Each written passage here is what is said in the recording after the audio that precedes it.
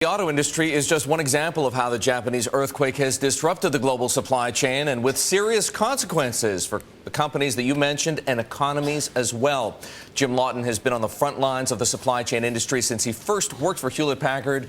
He's now president of D&B Supply Management Solutions. He joins us from Boston this morning. Jim, this is kind of, out of the... You're on the front lines, but most people can't even see them. So explain to us just how serious is the supply chain disruption as a result of the Japanese earthquake? Yeah, there's no question, Eric. There are going to be companies that definitely go out of business as a result of what we've seen in Japan. And not just the companies in Japan, but there are going to be companies in the United States, there are going to be companies in Europe, there are going to be companies in Canada that just cease to exist because they're dependent on the components and the parts that are coming from Japan. In fact, we just heard from Ford earlier this week, if you want to buy a car from Ford, you can, as long as it's not in tuxedo black. Well, the Ford cars aren't made in Japan, but the paint for tuxedo black is. Jim, how on earth did this happen? We've seen supply chain disruptions before. Surely, the global corporate world had a better sense of how to source things. Why would any company be so reliant on a small number of suppliers in one country like Japan? Well, if you think about the last 5 years, it's really been about how can supply chains contribute to the business. And predominantly for many companies, that's been how can we lower our cost structure. So I want fewer suppliers, not more. I'd rather be single sourced than have multiple suppliers. I want to take as much inventory out of the system as possible. I want to offshore where I can. All of those strategies were focused on reducing the cost structure. The problem is that what they also did is made supply chains much more brittle.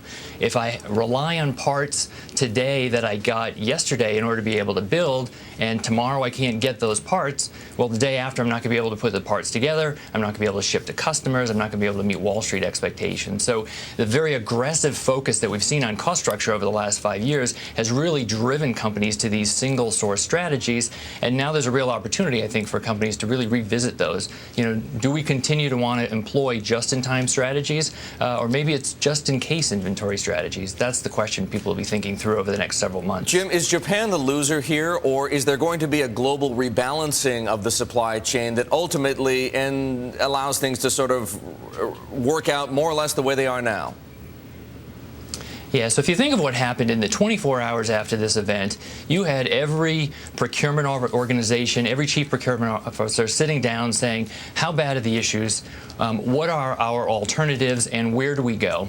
And the progressive companies were on a plane in 24 hours to other parts of the world looking for sources. So they were headed to Singapore, they were headed to Malaysia, they were headed to Indonesia, looking for ways of securing the supply that they need to be able to continue to meet customer expectations.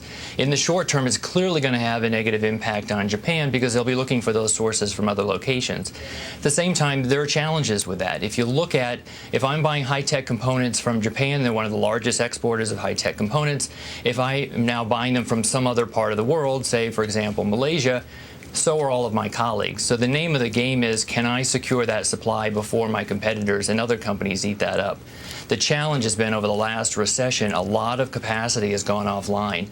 And so unlike in previous recessions where it's very quickly been pulled back up and started up again, it's going to be very difficult. We're going to see a number of allocation issues for the next several months. Jim, how does it play out in China? For years, we've heard that the Chinese just didn't have the quality to measure up to countries like Japan. Have they raised their game enough to be able to take market share from Japan and perhaps from Malaysia, Singapore as well? That's the issue. The reality is there's 200 million plus companies in the world.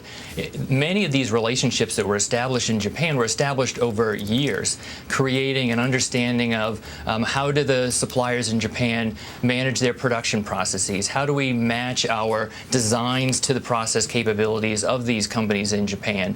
To think that we can switch, whether it's Singapore or China, and then very quickly get those quality levels to the same level that they were in Japan is just not realistic. So then what that leads to is, what are some of the strategies I can employ? How do I identify the best companies to work with? How can I quickly vet out whether or not they've got high quality processes in place that I can rely on? And then how do I put the right monitoring mechanisms in place so that if I do start to run into issues, I find out about it quickly and I can deal with them quickly? That's Jim, what companies are going to be doing. It's a fascinating situation, clearly, with some big winners and losers. Good of you to join us this morning. We'd love to have you back. Jim Lawton, president of D&B Supply Management Solutions, with us from Boston.